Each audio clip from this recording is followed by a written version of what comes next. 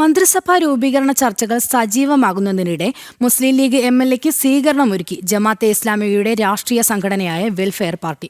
Kozhikode Thiruvambady MLA CK കാസിമിനാണ് welfare party സ്വീകരണം നൽകിയത്. വെൽഫെയർ പാർട്ടിയുടെ ഓഫീസിൽ വെച്ചായിരുന്നു സ്വീകരണം. ജമാഅത്തെ ഇസ്ലാമിയുടെ B ടീമാണ് മുസ്ലിം ലീഗ് എന്ന ആരോപണം ശരിവെക്കുന്നതാണ് നിലവിലെ സംഭവവികാസങ്ങൾ. ജമാഅത്തെ ഇസ്ലാമിയുടെ രാഷ്ട്രീയ പാർട്ടിയായ വെൽഫെയർ പാർട്ടിയുടെ നേതൃത്വത്തിലാണ് വിജയിച്ച ലീഗ് MLA-മാർക്ക് സ്വീകരണം നൽകിയത്. തിരുവമ്പാടി MLA CK കാസിമിനാണ് വെൽഫെയർ പാർട്ടി സ്വീകരണം നൽകിയത്. തിരുവമ്പാടിയിലെ വെൽഫെയർ പാർട്ടിയുടെ ഓഫീസിൽ വെച്ചാണ് പരിപാടി നടന്നത്. മുസ്ലിം ലീഗും ജമാഅത്തെ ഇസ്ലാമിയും കൂടുതൽ അടുക്കുന്നതിന്റെ സൂചനകളാണ് പുറത്തുവരുന്നത്.